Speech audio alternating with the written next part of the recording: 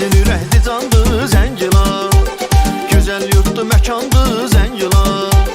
Bilsin ürəkdi candı Zəngilan, gözəl yurtdu məkandı Zəngilan.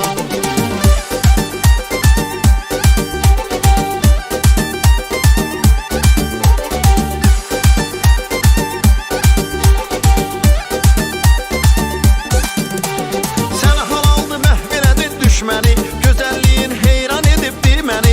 Neçə ildir görə bilmirdik səni.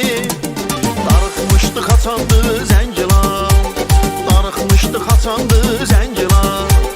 Bilsin ürəkdi candı Zəngilan, gözəl yurtdu məkandı Zəngilan.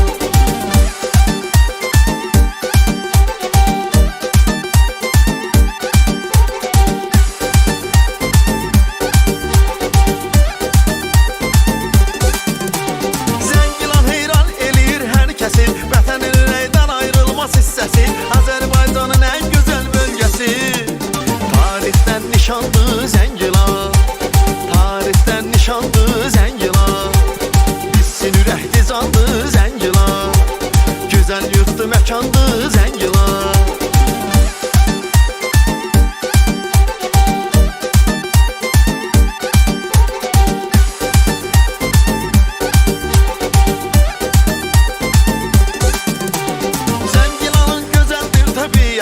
Bəsit çayı, Oxçu çayı sərvəti, elə bil ilahi bəxş edib cənnəti.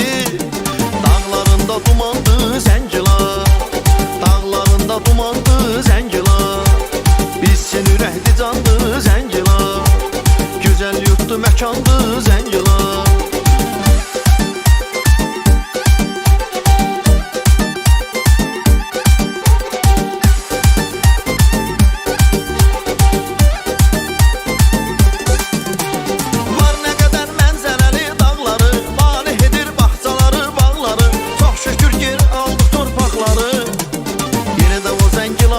Zəngilan, igiddi qəhrəmandı Zəngilan.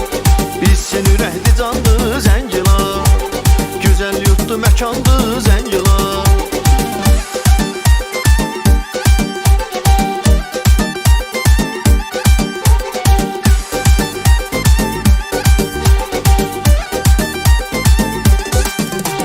Xoşdu gözəl havası, gözəl iqlimi, ürəklərdə yaşayır adın daimi.